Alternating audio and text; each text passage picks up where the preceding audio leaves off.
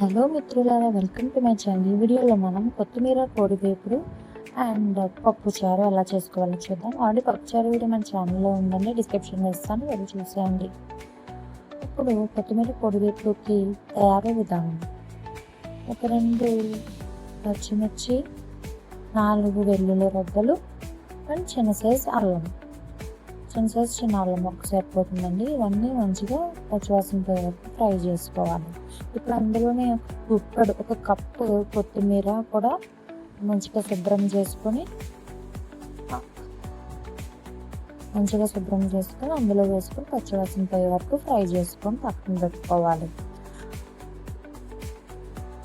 ఇట్లా ఫ్రై చేసుకున్నదంతా మనం మిక్సీలో వేసుకొని గ్రైండ్ చేసుకొని పక్కన పెట్టుకోవాలండి. అదే బాండీలో మనం ఓన్లీ పసుపు, ఉప్పు వేసి మ్యారినేట్ చేసి పెట్టుకొని చికెన్ కూడా వేసుకొని మంచిగా ఉడకాలండి. పీస్ అంతా మెత్తగా ఉడికే వరకు ఫ్రై చేద్దాం.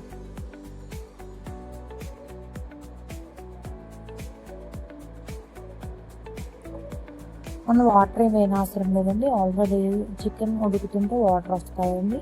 ఆ వాటర్ సరిపోతుంది. మంచిగా బాగా ఉడకాలండి.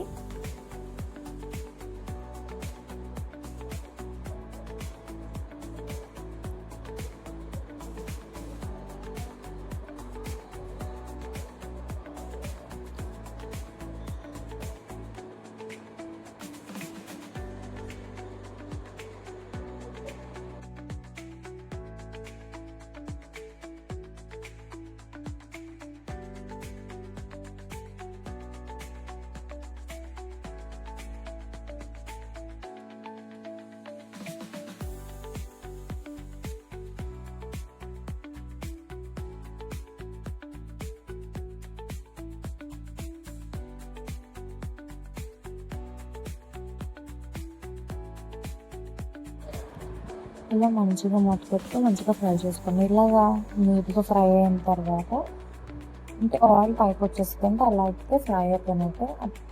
ఇలా ఫ్రై అయిపోయిన తర్వాత ఒక ప్లేట్లోకి తీసేసుకుందాం.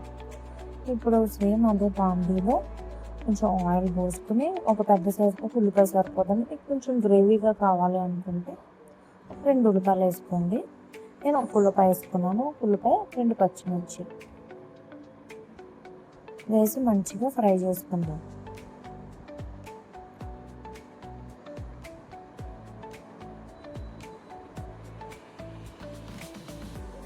ఇట్లా మంచిగా ఫ్రై చేసుకుందాం.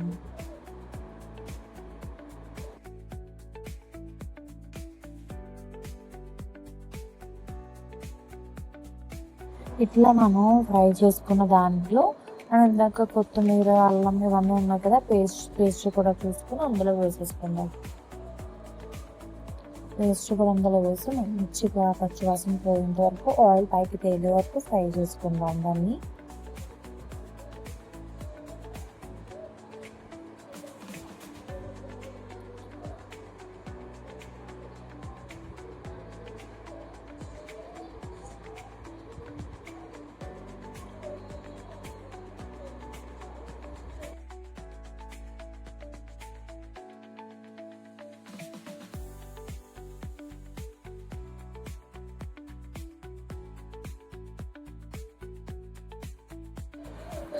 ఇలా మంచిగా ఫ్రై అయిన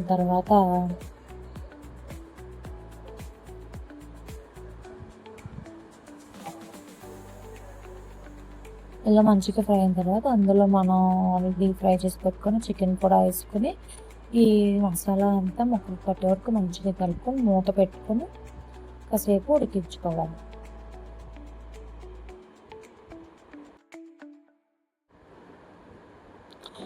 అలా ఉడికిన తర్వాత మనకు తెలిసిపోతుంది. ఆయిల్ అంతా పైకి వచ్చి అంతా ఉడికిపోయిన తర్వాత మనకి కొత్తిమీర చికెన్ ఫ్రై అనేది రెడీ అయిపోయినట్టేనండి. కొంచెం కొత్తిమీర లేదా కరివేపాకు వేసుకొని గార్నిష్ చేసుకొని నింపేసుకోవడమే.